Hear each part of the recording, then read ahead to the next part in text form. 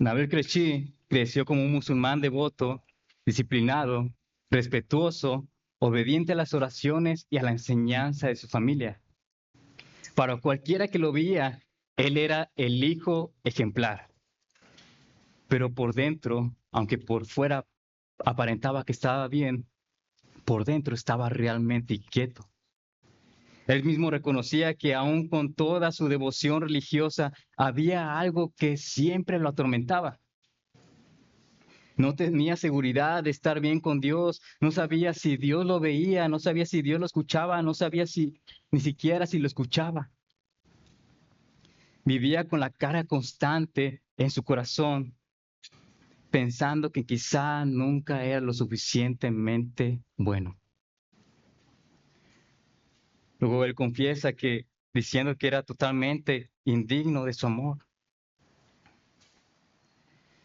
Y esa frase revela mucho acerca de este joven, de la realidad de cada uno de nosotros, que aún orando y obedeciendo se sentía indigno.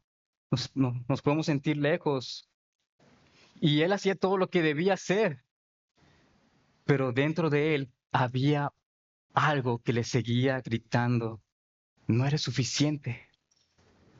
Dios no te acepta. Dios está lejos de ti. Y este era un muchacho buscando a Dios a través de su esfuerzo, pero convencido en su alma de que Dios no iba a querer acercarse a alguien como él. Y esa es exactamente nuestra condición pecaminosa. Dudamos de que Dios se acerque a nosotros y que pueda usarnos porque nos sentimos indignos e impuros.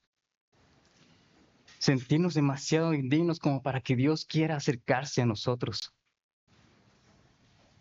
La diferencia es que él no conocía a Jesús como su Dios ni como su Salvador. Y la mayoría de nosotros aquí, sí, o eso espero. Puede que algunos aún no. La cosa es que algunos aquí, aún conociendo desde su obra y aún conociendo de lo que Él ha hecho por ti, dudamos de su cercanía. Puedes estar pensando que ibas tan bien en tu crecimiento espiritual, pero otra vez volviste a caer en el mismo pecado. Y por ello crees que Dios no te va a escuchar si le pides perdón. Tal vez crees que Dios no quiera ni verte por tu pasado y no quieres ni pensar en eso porque temes a su ira. Tal vez te desanimas porque cuando estás orando dudas de que si Él realmente está contigo. Y tal vez incluso cuando oras te preguntas constantemente, ¿está Dios ignorándome? ¿Realmente le importo? ¿Se ha olvidado de mí? ¿Realmente me ha perdonado? Y dudamos de Él. Y esto es lo que queremos estudiar en el texto en esta mañana. Y la pregunta que vamos a tratar de responder en este momento, en este pasaje, es la siguiente. ¿Qué hace Jesús ante el indigno e impuro? ¿Qué hace Jesús ante el indigno e impuro? Bueno, primero, es que Jesús se revela a ti para llamarte aun cuando eres incapaz. ¿Y cómo se revela Jesús para llamarte aun cuando eres incapaz? Bueno, primero te habla con la autoridad de su palabra. Y aquí en estos versículos vemos que aconteció que estando Jesús junto al lago de Genezaret, el gentío se agolpaba sobre él para oír la palabra de Dios. Jesús llega al lago de Genezaret y que es también conocido como el mar de Galilea o el mar de Tiberias. Esta era una región rodeada de muchas ciudades y ahí estaba Jesús rodeado de una multitud que lo apretaba, que lo apretujaba. Y ahora imagínate a Jesús de tanta multitud.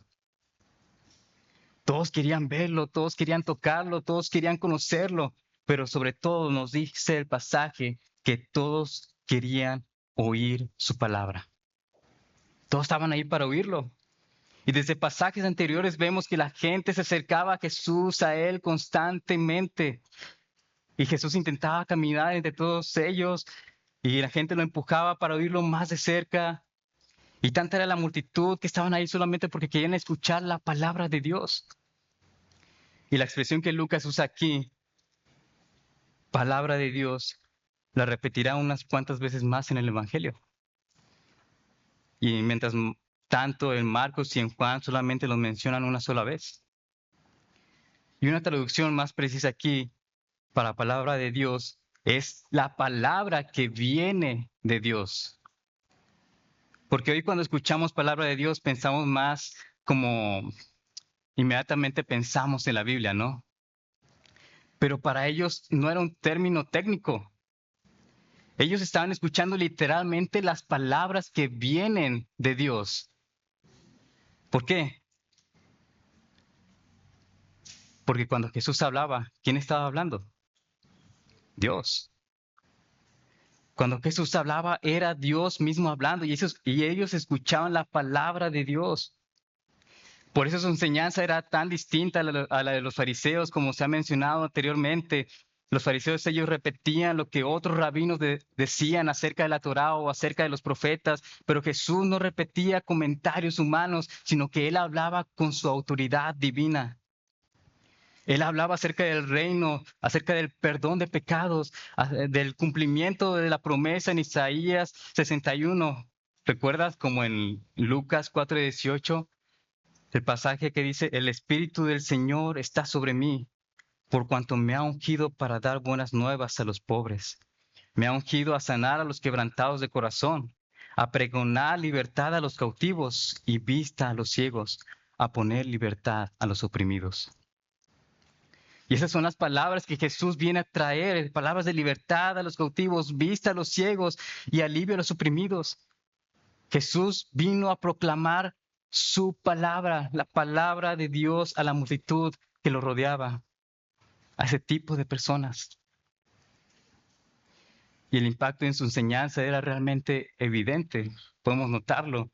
No cualquier persona podía producir tal efecto en los corazones, sino que solamente Dios podía hacerlo. Y aquí vemos en el versículo 2 que estando entre la multitud, él ve dos barcas. Dice, y vio dos barcas, podemos ir con sus vistas, y vio dos barcas que estaban cerca de la orilla del lago. Y los pescadores, habiendo descendido de ellas, lavaban sus redes. Y entrando en una de aquellas barcas, la cual era de Simón, le rogó que la apartase de tierra un poco. Sentándose, enseñaba desde la multitud. Mientras la multitud apretaba a Jesús, ¿qué ve a lo lejos? Dos barcas. Y esto es interesante, hermanos, porque aunque Lucas solamente menciona dos barcas, sin duda había muchas más. El historiador judío Flavio Josefo describe el mar de Galilea como un lugar lleno de embarcaciones y de actividad pesquera.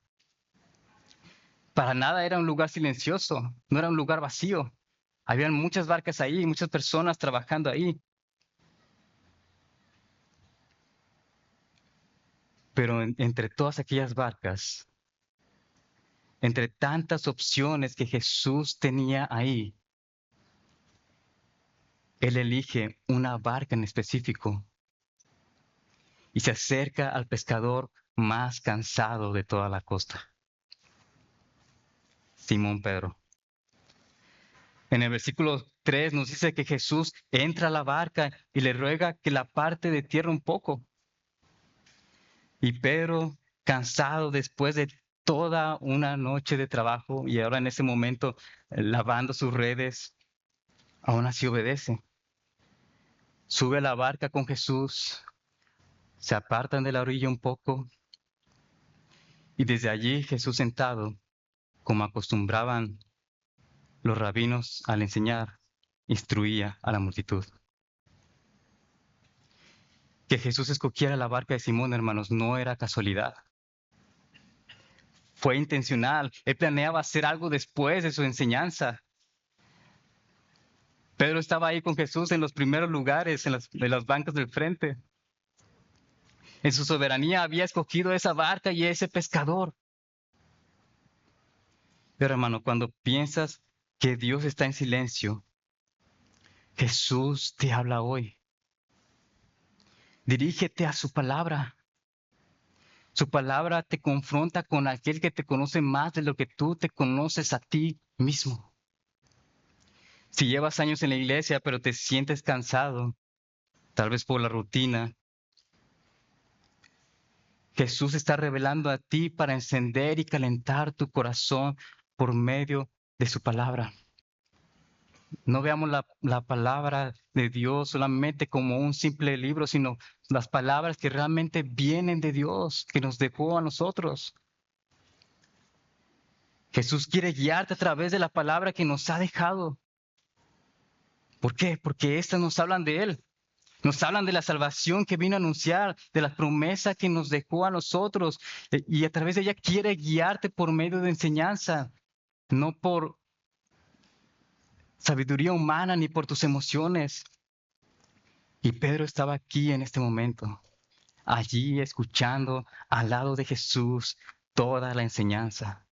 Él escuchaba la palabra que viene de Dios. Y pronto, hermanos, esa misma palabra haría efecto en su vida por lo que Jesús estaba por hacer.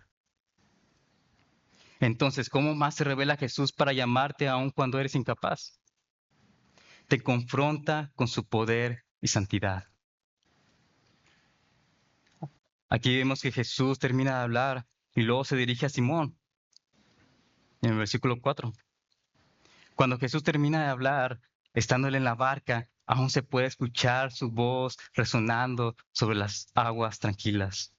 Entonces él se vuelve a Simón, dirige su mirada a Simón, al pescador agotado que estaba a su lado, y quizás sus ojos estaban ojerosos o hundidos por el cansancio, tal vez como algunos de nosotros en esta mañana.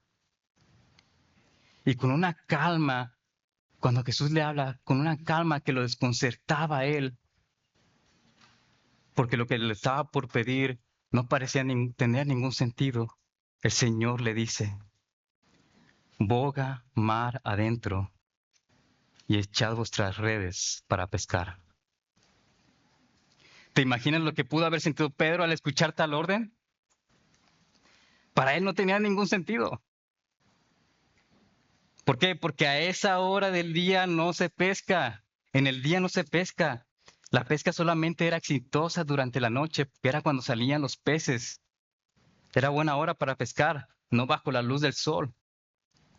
Y probablemente en este momento en que Jesús se encontró con Pedro, tal vez era muy temprano, 7 de la mañana, y aún más si contamos el tiempo en que Jesús estuvo predicando, enseñando a la multitud, dudo que durara poco tiempo. Tal vez ya eran casi el mediodía, aún era mucho más improbable que hubiera peces para pescar. Y por eso Pedro responde lo siguiente, Maestro, toda la noche hemos estado pescando, hemos estado trabajando y nada hemos pescado. Él veía la luz del sol, él veía a su maestro y quizá pensó, yo soy el pescador profesional aquí. Jesús es un carpintero. Sí, es mi maestro, pero él no sabe de pesca. Si no pescamos nada en la noche, menos ahora. Además, ya lavé las redes, otra vez voy a tener que volver a lavarlas. Y la palabra que usa aquí Pedro para dirigirse a Jesús es maestro. Y este, hermanos, no es un título de deidad. Y tampoco es la palabra que significa literalmente maestro, que eran los que los no seguidores de Jesús lo llamaban rabí, que ese sí significa literalmente maestro. Pero esta palabra que usa en el idioma original se traduce más como jefe o comandante, con alguien con autoridad. Y Pedro respeta a Jesús y ve a Jesús como su comandante, como un jefe, pero él todavía no comprende quién es Jesús realmente. Y aún así decide obedecer al Señor. Y tal vez con una esperanza, con un rayo de esperanza en su corazón, él dice lo siguiente, que había dicho anteriormente, Maestro, toda la noche hemos estado trabajando y nada hemos pescado. ¿Qué responde después? Él añade, pero en tu nombre echaré la red. pero en tu palabra echaré la red. Más bien porque tú lo dices, eso lo haré. Y Pedro dirige la barca mar adentro. Desde la orilla se van apartando y la multitud los ve alejándose, preguntándose qué estaba pasando, por qué se estaban yendo más adentro. Hasta que ellos podían verlos nomás solamente como una barca pequeña o figuras pequeñas desde la orilla del mar. Y estando ahí en las aguas profundas, Simón prepara sus redes, respira hondo y arroja la red. La red cae suavemente sobre el mar, pasa un segundo, pasa otro segundo y solo se escuchaba el silencio del mar. De pronto un tirón pequeño ala la cuerda de la red, luego otro más fuerte, luego la cuerda se tensa toda con violencia y la red es arrastrada hacia abajo por una fuerza grande que estaba debajo de las aguas y la barca se inclina peligrosamente, de modo que se desestabilizaban y la barca crujía y la barca comenzaba a agitarse. Y Pedro entonces, ¿qué hace? Pide ayuda. Le grita por sus compañeros, Juan, Jacobo, ayúdenme. Ellos reman con fuerza, se inclinan y tiran junto a él. Y finalmente, ¿qué hacen? Las redes salen de las aguas rebosando de peces, tantos peces que chocaban entre ellos y se salpicaban de agua, tantos eran los peces que llenaron ambas barcas que casi se inundaban. Las barcas estaban repletas de peces en abundancia. Pero cuando la emoción y la adrenalina del momento caen, Simón deja de mirar ahora la gran cantidad de peces que había en la barca. Y ahora él mira a aquel hombre que les dijo que echaran las redes. Y su rostro cambia de alegría, de la emoción, al temor. Sus rodillas tiemblan y cae ante Jesús y dice, que dice aquí en el pasaje, apártate de mí, Señor, porque soy hombre pecador. ¿Y por qué Pedro reacciona así? Probablemente porque recuerda lo que Jesús había hecho también anteriormente al sanar a su suegra, al expulsar los demonios y por lo que él decía en su palabra. Y ahora este milagro. Y quizá también como buen judío conecta esto con la obra de Dios en el pasado, lo que había hecho al proveer a su pueblo en tiempos de sequía con codornices y con maná. Y él comprende ahora que está ante un hombre que es distinto a los demás hombres. Tal vez no entiende aún por completo quién es Jesús, tal vez aún no entiende por completo que Jesús es Dios encarnado, pero sí reconoce que Jesús está obrando con un poder que solamente Dios posee. Y si te fijas, ya no lo llama maestro. ¿Cómo lo llama? Señor. Kyrios, que es la palabra que se usaba en el Antiguo Testamento para referirse a Dios, para no usar el nombre sagrado de Dios, Yahvé, Jehová. Y la reacción que tiene aquí Pedro es muy similar a la reacción clásica de hombres que presenciaron la santidad de Dios en el pasado. Podemos ver a Isaías de igual manera que dice palabras similares. Dice, ay de mí que soy muerto porque siendo hombre inmundo de labios y habitando en medio de pueblo que tiene labios inmundos, han visto mis ojos al Rey Jehová de los ejércitos. También Manoah, cuando ven al ángel del Señor, dice, ciertamente moriremos porque hemos visto a Dios. Igualmente, Daniel, cuando tiene la visión, ¿qué dice? Me quedé solo viendo esta gran visión. No me quedaron fuerzas y mi rostro se demudó desfigurándose sin retener yo fuerza alguna. Y eso es lo que provoca la santidad de Dios, hermanos. al estar ante la santidad de Dios, al presenciar al Señor, somos capaces de ver nuestra propia incapacidad, nuestro propio pecado. La santidad revelada de Jesús expone a Pedro, expone su incapacidad, expone su indignidad, expone su pecado. Este era un hombre humillado que pensaba que era capaz de hacer todo. Pensaba que era autosuficiente, pensaba que era todo un experto, mas ahora queda humillado, quebrantado, consciente de quién es Él realmente. Por eso pide al Señor que se aparte, porque cree que no puede estar ante tanta santidad sin morir.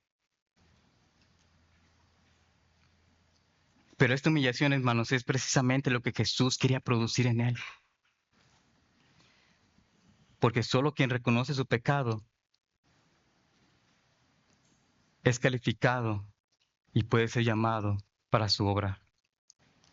Tal vez en este momento tienes esa falsa sensación de, eso ya lo sé, o todo lo que dices ya lo sé. O esa historia ya me la sé desde niño y la he escuchado muchas veces.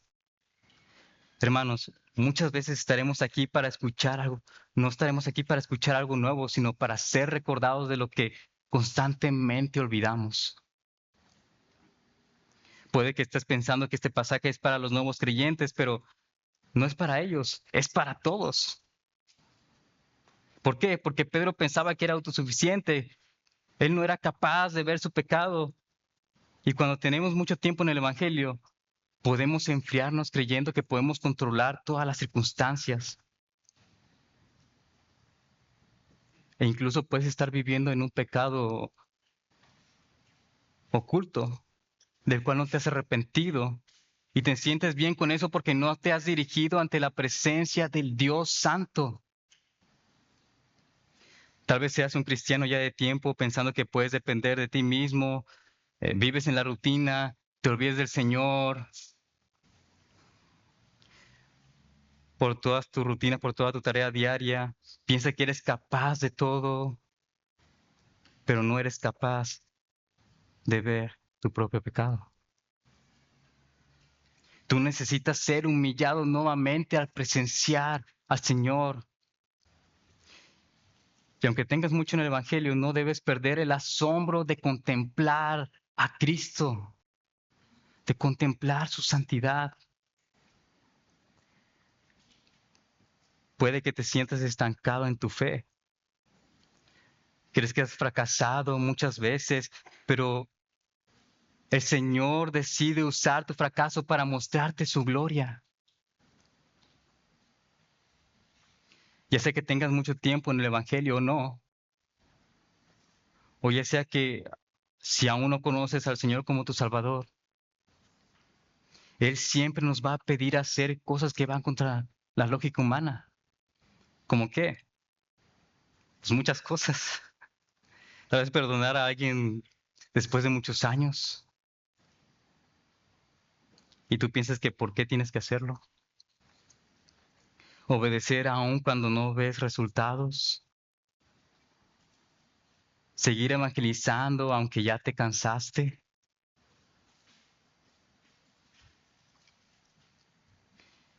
Y por eso después de confrontarte, el Señor no te deja ahí.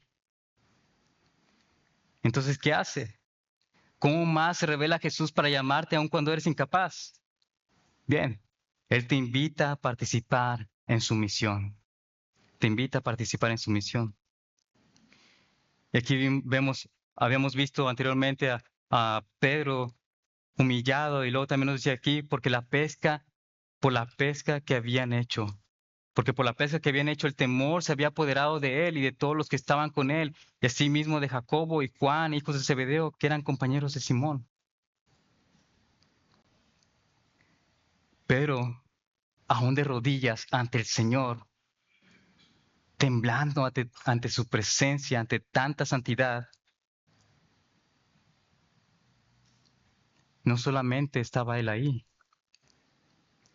todos los que estaban en la barca cerca incluyendo a Jacobo y a Juan, que eran sus compañeros de trabajo. Ellos estaban sobrecogidos por lo que había sucedido. Y seguramente había más pescadores aquí, pero Lucas quiere hacer un enfoque principal en Pedro. Y mientras Pedro decía, apártate de mí, Señor, ¿qué es lo que dice el Señor a él? ¿Qué le responde? No temas, no temas. El término que Jesús usa aquí para temer en el griego es fobio. ¿A qué te suena? Fobia, ¿verdad? Este no es un temor del cual muchos de nosotros hemos escuchado, el temor reverente, sino es un temor de terror, de pavor, un miedo paralizante de estar ante la presencia de la santidad del Señor. Pedro y los otros pescadores estaban experimentando no una devoción, sino terror. Estaban aterrados ante la santidad del Dios que acababa de manifestarse. Pero, ¿cómo responde Jesús al pecador? ¿Con un rechazo? No, con misericordia. Mientras Pedro le decía, apártate de mí, Señor, que el Señor le responde, no temas. Es decir, no tienes por qué tener miedo. Pedro quería oír, pero el Señor quería restaurarlo, quería abrazarlo. Y así actúa Dios con los quebrantados de corazón. Hermanos, este es un momento maravilloso. Porque aunque el pecador está temblando, el Señor se acerca. Aquí podemos ver a dos tipos de temor, ¿verdad? El terror ante el juicio de Dios y el temor reverente del creyente, que podemos resumirlo en Deuteronomio 13:4. Aquí nos resume lo que es el temor. En pos de Jehová vuestro Dios andaréis, a él temeréis, guardaréis sus mandamientos, escucharéis su voz, a él serviréis y a él seguiréis. Esta es la diferencia de un niño que teme hacer algo malo por el castigo de su padre, a la de un niño que corre llorando en los brazos de su padre amoroso sabiendo que será perdonado. Y Jesús quería llevar a Pedro del temor a un temor sano. ¿Qué le dice el Señor? No temas. Y añade, desde ahora serás pescador de hombres. Y ahora, hermanos, es necesario saber que Pedro ya había sido invitado a Jesús anteriormente en algunas ocasiones. En Marcos, Jesús lo llama a seguirle, pero Pedro aún no dejaba completamente su trabajo. Ya se conocían, pero lo que Jesús quería hacer en este llamado era hacer una obra mucho más profunda, de modo que lo siguiera completamente. Y la expresión que usa aquí Jesús para pescador de hombres, la palabra pescador combina dos ideas. Combina vida y atrapar o capturar. Por lo tanto, el Señor está diciendo literalmente, desde ahora pescarás hombres para vida, para ponerlos en el reino. Desde ahora traerás vidas al reino de Dios. Porque cuando la idea que tenemos de pescar es comúnmente para matarlos, ¿no? Lo que hemos pescado y comerlo. Pero ese no es el caso, es atrapar hombres para vida. Y Pedro será parte de la obra de Dios, de anunciar el Evangelio, de llamar a los perdidos, de rescatar a los que están muertos en sus delitos y pecados. Y vemos esto, ahorita podemos ver aquí los inicios de Pedro, pero luego si vamos a Hechos, ¿qué vemos a Pedro haciendo? Predicando a 3,000 personas. Sin duda se estaba cumpliendo esto. Él estaba obedeciendo a lo que el Señor lo había invitado a hacer, lo que lo había llamado. Y hermanos, ese es el milagro que el Señor puede hacer. El indigno, a este indigno, al incapaz, a este hombre que reconoció su pecado, lo quería hacer un instrumento útil. Y así nosotros, indignos, incapaces, y si reconocemos nuestros pecados, eso es precisamente lo que el Señor quiere de nosotros, que reconozcamos nuestras faltas, porque esa es la manera en que Jesús nos puede transformar para ser instrumentos útiles. Luego nos dice que lo dejaron todo. En el versículo, dejándolo todo, le siguieron. Dejaron sus redes, dejaron su barca, dejaron su sustento para seguir al Señor. ¿Por qué? Porque Jesús lo vale todo. Y ahora, hermano, si tú piensas que no sirves, si piensas que el Señor no te quiere usar porque piensas que eres inútil, el Señor te puede hacer útil. Él no busca a personas que piensan que son capaces.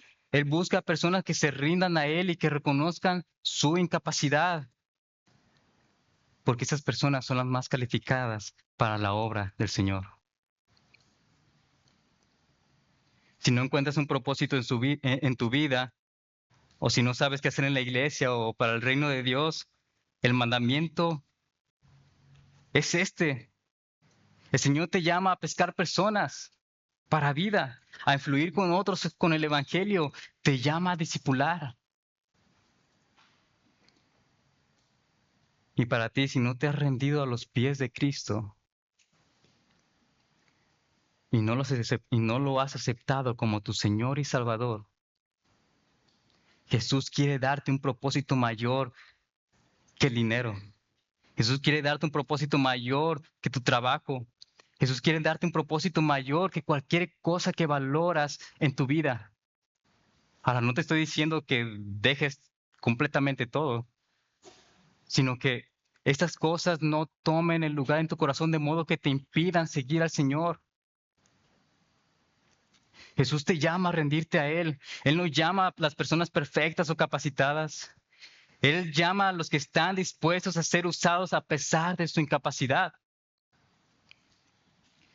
Jesús se acerca a ti para llamarte aun cuando eres incapaz, pero el hombre duda de Dios porque aún duda de su disposición para acercarse a Él.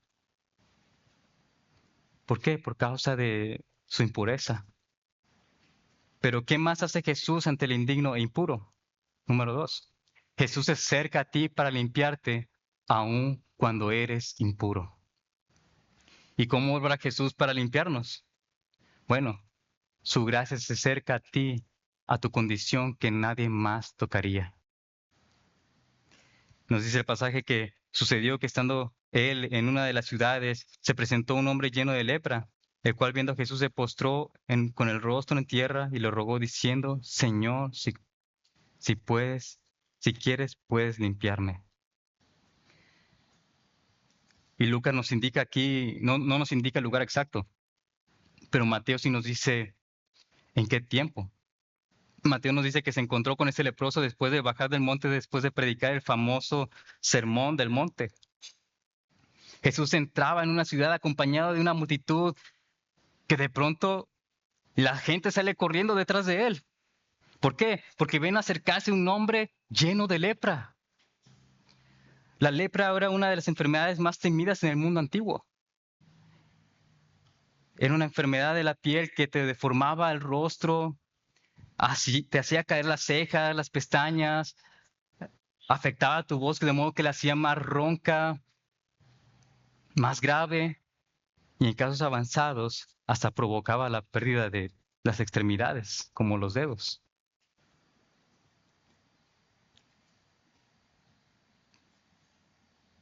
Pero además del sufrimiento físico, la lepra también significaba aislamiento total.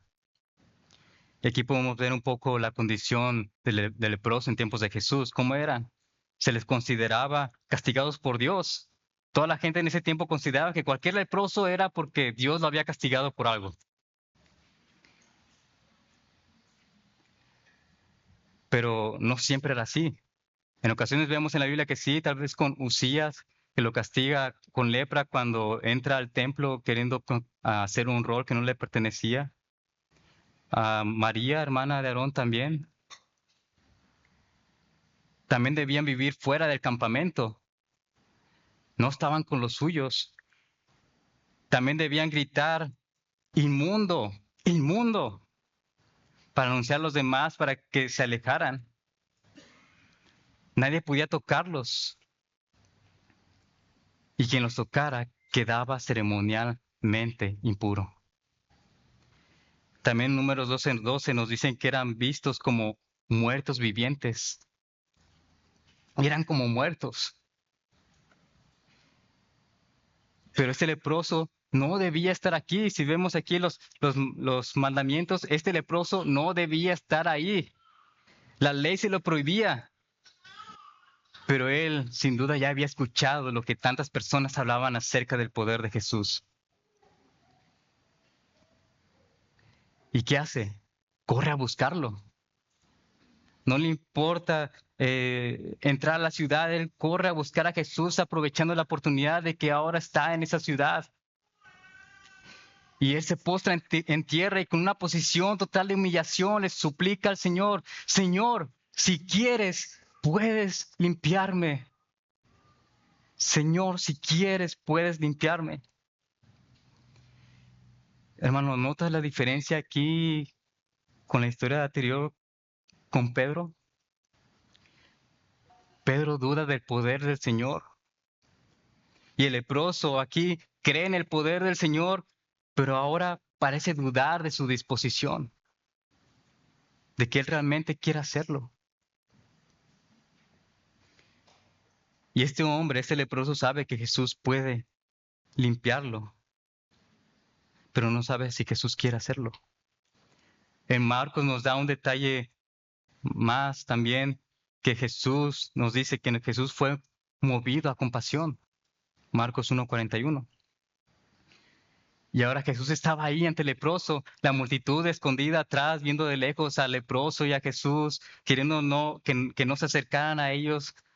¿Y qué hace Jesús? Jesús avanza hacia el leproso, extiende su mano, le toca y le dice, quiero, sé limpio. Probablemente era la primera vez en años que alguien lo tocaba. Y el primer contacto humano que recibe es el toque de la misericordia de Dios, de Jesús. ¿Y qué pasa al instante? ¿Qué nos dice el pasaje? Que al instante la lepra desaparece. Y algo interesante también que hemos visto es que Lucas recalca que este leproso estaba lleno de lepra, o sea que estaba en un estado avanzado. Pero Jesús lo limpia totalmente. Y hermanos, observemos algo glorioso aquí. Según la ley, tocar al leproso, ¿qué pasaba con un hombre tocaba a un leproso? Se hacía inmundo si lo tocaba directamente. Pero en la gracia de Dios, cuando Jesús toca al hombre impuro, Él transmite su santidad. La inmundicia no se traspasa a Jesús, sino que Jesús transmite su santidad. Y ese es un milagro, hermanos. Pero más que milagro físico, nos apunta a una realidad espiritual. ¿Por qué? Porque la lepra es un retrato del pecado. ¿Por qué? ¿Qué hace el pecado? El pecado nos desfigura, nos aísla, nos incapacita, nos hace inmundos, nos separa de Dios y de los demás. Y el hombre, su pecado, es como un muerto viviente. Puede que estés vivo físicamente, pero por dentro estás espiritualmente muerto.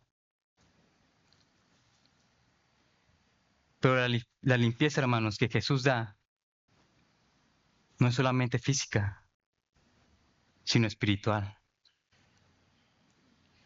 Y el único que puede acercarse al leproso espiritual, al pecador, es Jesús. Jesús se acerca donde nadie más se atrevería a acercarse. Él toca lo que todos rechazan. Y Él, Jesús, toca y limpia lo que nadie puede limpiar. Tal vez alguno aquí tiene vergüenza por su pasado. Tal vez algún pasado sexual. Viene, el Señor en su gracia se acerca a ti. Tal vez lucha con alguna adicción o con un pecado oculto. Humíllate ante Él porque Él está dispuesto a limpiarte. Si has hecho cosas malas de modo que has perdido la confianza de otros, el Señor puede restaurarte. Si crees que tus pecados son imperdonables y cada vez que tratas de alejarte del pecado, vuelves a caer y crees que el Señor ya no te quiere escuchar en serio, Jesús te dice ahora mismo, quiero, sé limpio.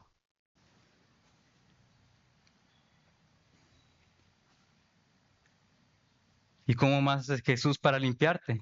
Bueno, Él te restaura plenamente a la comunidad.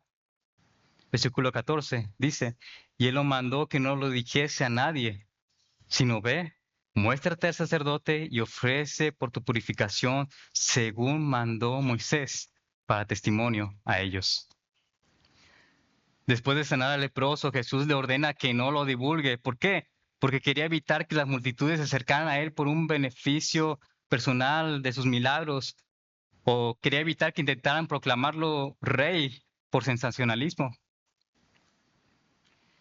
Pero su misión no era alimentar expectativas políticas, sino anunciar el reino de Dios, proclamar la palabra de Dios.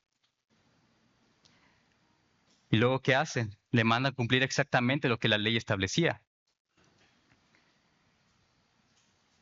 Aquí podemos ver el proceso de restauración del leproso en Levítico 14. Dice que el sacerdote tenía que hacer un examen. Él tenía que certificar que realmente la lepra había desaparecido. Luego tenía que hacer un sacrificio inicial de 2 aves con aspersión 7 veces sobre el sanado. Luego tenía que afeitarse por completo, lavar sus ropas y esperar 7 días fuera de su casa. Luego todavía al 8º día debía de ofrecer 2 corderos, harina amasada y aceite. Luego la sangre del sacrificio se colocaba sobre el lóbulo de la derecha de la oreja derecha, sobre el pulgar derecho de la mano y del pie. Luego el sacerdote tomaba el aceite y lo aplicaba en las mismas partes, y luego derramando el resto sobre la cabeza del purificado. Y finalmente se ofrecía el sacrificio por el pecado. Solo si cumplía con todo esto, con lo que la ley mandaba, solo así podía volver a su hogar. Solo así podía volver a ver a su familia, podía volver a disfrutar con sus demás hermanos en el templo y a la vida normal. ¿Y por qué Jesús le manda a hacer todo esto? Él dice ahí, para testimonio a ellos. ¿Por qué? Porque para que los sacerdotes supieran que la limpieza vino de Dios. ¿Por qué? Porque la lepra era pues, prácticamente incurable. Solamente si alguien lo sanaba era evidencia de que un poder divino lo sanó. Y si Jesús cumplía con la ley, también a él le reprocharía de no cumplirla. Entonces, cuando este hombre llegara ante el sacerdote completamente sano, limpio, el sacerdote tendría que preguntarse, ¿quién tiene autoridad para limpiar lo que Dios puede limpiar? Lo que solo Dios puede limpiar. Ahora, hermanos, cuando vemos todo este proceso ceremonial, es casi increíble que se tenía que hacer todo esto, ¿no? Para reintegrarte nuevamente a la sociedad. Pero esta ceremonia, hermanos, tiene un propósito principal. ¿Cuál es? Toda esa ceremonia nos apuntan a Cristo. ¿Cómo? Cristo es el sacerdote que nos examina. Cristo es el sacrificio que nos limpia. Cristo es la sangre que nos purifica. Cristo es el aceite que nos unge. Cristo es el que restaura al impuro a la comunión del pueblo de Dios a su servicio. Cristo es quien cumple la ley y la supera con su obra perfecta.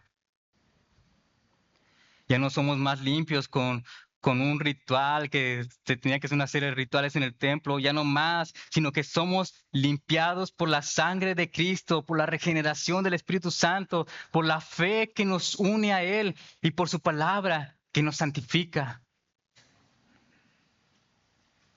Y hermanos, si hay alguno aquí que dejó la iglesia por mucho tiempo, el Señor Jesús quiere reintegrarte. Si has fallado públicamente por un error o un pecado, Jesús restaura tu reputación. O si tú piensas que el Señor te rechaza, Jesús siempre te abre un lugar en la mesa con su pueblo. Solo Jesús perdona y solo Jesús restituye lo que el pecado destruyó. ¿Cómo más obra Jesús? Y en versículos 15 y 16. Pero su fama se extendía más y más y se reunía mucha gente para oírle y para que las sanase de sus enfermedades, mas él se apartaba a lugares desiertos. ¿Cómo más obra Jesús? Él sustenta su obra en ti porque vive en comunión con el Padre. La fama de Jesús se extendía por todas partes y Lucas lo afirma de esta manera. Lucas solamente nos dice que su fama se extendía, pero Marcos nos dice quién es uno de los culpables de esto. ¿Quién era? El leproso. El leproso a quien Jesús le había mandado que no hablara de ello. El leproso divulgó este milagro contribuyendo con la noticia. Y hermanos, esto es irónico, ¿no? Porque Jesús le dijo al leproso, no lo digas. Y a nosotros se nos dice que proclamemos el Evangelio y callamos. Y aunque las multitudes se reunían para escuchar a Jesús y ser sanadas, Jesús no se alimentaba por la fama.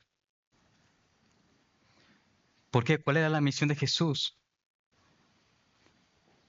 Anunciar la palabra y también llevar a cabo su redención. A pesar del cansancio que Jesús tenía por la demanda de la gente y por la presión de la multitud, Jesús siempre se apartaba a un lugar desierto para orar. Hermanos, esta no era una actividad ocasional en la que a veces Jesús lo hacía. No, era un hábito constante. Y el patrón es claro, lo que podemos ver en los evangelios. Cuando oraba Jesús, antes de escoger a sus discípulos, Jesús oró antes de los milagros, oró antes de la cruz y estando en la cruz. Y aún después de ministrar a multitudes, como en este caso, oró. Jesús se retiraba porque su ministerio surgía de su dependencia perfecta con el Padre. Y esto nos revela que su misericordia no se agota. ¿Por qué? Porque su relación con el Padre es perfecta y no cesa. Y su poder para salvar y limpiar proviene solamente de esa relación divina, no solo de su compasión humana. Y ahora, hermanos, lo que Él hace con nosotros es salvarnos, limpiarnos y sostenernos. Y solamente esta obra brota de su vida con el Padre, porque Él es Dios. En otras palabras, hermanos, Jesús puede seguir obrando en ti porque Él vive en comunión constante con el Padre. Si hay algún creyente aquí que está cansado, tu fuerza no viene de ti, viene de la relación de Jesús con el Padre. Si temes volver a caer en el mismo pecado, Él te sostiene porque Él intercede por ti en Hebreos 7:25. Si no te has rendido al Señor, la salvación no depende de tu constancia ni de tu esfuerzo, sino de la fidelidad eterna de Cristo. El poder de Jesús puede limpiarte y transformarte. Y nunca se acaba porque Él nunca se separa del Padre. Ahora, hermano, ¿te acuerdas de la historia al inicio acerca de Nabil Qureshi, este musulmán? De cómo, aunque pensaba que era tan devoto en su religión, sentía que Dios no se acercaba a él. Él no reconocía a Jesús como su Dios, como su Salvador, pero muchos de nosotros sí. Pero aún así nos podemos sentir de la misma manera. Servimos en la iglesia, vas al grupo pequeño, pero vuelves a pecar y sientes que Dios no se acerca a ti por ese pecado o incapacidad. Ahora, con el tiempo en la universidad, Nabel comenzó a investigar seriamente el Evangelio y al leer la Biblia, él cuenta que sintió algo que nunca había sentido antes. Él decía que no podía dejar la Biblia, que literalmente no podía. ¿Por qué? Porque algo lo estaba llamando. Mejor dicho, alguien lo estaba llamando. Ese alguien estaba atravesando esa distancia que había entre él y Dios. Y mientras más él estudiaba la vida de Jesús, más se daba cuenta de que el Dios que siempre había pensado lejano, en realidad se acercaba. Que el Dios santo era el Dios que tocaba al leproso, el Dios que llamaba al indigno, el Dios que invita al pecador. Y finalmente llegó el momento en que esta verdad lo confrontó. Y Jesús no le pedía que se limpiara antes de acercarse, ni le pedía que hiciera o que se hiciera digno. Jesús lo estaba buscando. Y después de meses de lucha, cuando entregó su vida a Cristo, él dice que ahora sabía lo que significaba seguir a Jesús. Ahora sabía lo que significaba seguir a Dios, porque había encontrado a Jesús. El joven que se creía indigno, sucio, no escuchado, no visto, no amado, descubrió que Cristo había venido precisamente por personas como él. Jesús no se aleja de ti, Él se acerca a ti. Por tanto, tú que vives en temor porque crees que el Señor no se quiere acercar a ti porque piensa que eres indigno, hoy puedes ver que no importa cuán grande sea tu falta, no importa cuán horrible sea tu pasado, no importa cuán horrible sea tu pecado, no importa cuántas veces hayas fracasado, no hay pecado más grande que el Señor no pueda limpiar. Porque cuando el Señor se acerca a ti, no lo hace para castigarte, lo hace para llamarte y limpiarte. Por tanto, la idea central de ese pasaje es la siguiente. Tú debes rendirte a Jesús con confianza porque Él se acerca a los indignos e impuros como nosotros para llamarlos y limpiarlos. Tú debes rendirte a Jesús con confianza porque Él se acerca a los indignos como nosotros para llamarlos y limpiarlos. Ya no tienes por qué temer, no tienes por qué luchar, sino que Él se acerca a ti. Y ahora tú te acercarás a Él. Vamos a meditar en las siguientes preguntas.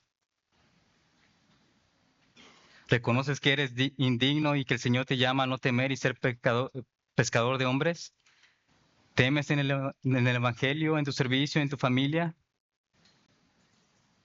Número 2. ¿Qué área de tu vida está marcada por la culpa, vergüenza o impureza y necesitas que Jesús toque hoy? Tal vez un pecado oculto, una herida vieja, un pensamiento de inutilidad. Y tú puedes acercarte al Señor y decirle, Señor, si quieres, puedes limpiarme, creyendo que el Señor responderá siempre, quiero. Ahora, número 3. ¿Qué cambiarías en tu vida si creyeras de verdad que Jesús quiere llamarte y limpiarte justo como ahora? Toma una decisión hoy para rendirte a Él totalmente. ¿Seguirías evitando su presencia? ¿Seguirías dudando de su amor? ¿Seguirías en la vergüenza? ¿Seguirías resistiendo su misión? ¿Qué decisión tienes que tomar? Vamos a orar, hermanos. Y al orar, no solo cierres los ojos, ora recordando que el Señor está cerca. Vamos a orar. Padre, oramos a ti reconociendo nuestro pecado, reconociendo que somos indignos ante tu presencia, pero reconociendo también que en Cristo estás cerca de nosotros. Si hay alguien aquí cuyo corazón duda, hazle ver tu misericordia. Si hay alguien aquí que no ha visto su propio pecado como una realidad horrible en su vida, hazle ver tu santidad. Señor, haznos ver tu santidad para reconocer nuestro pecado cada día y humillarnos así para cumplir con la misión que nos has encomendado. En Cristo oramos. Amén.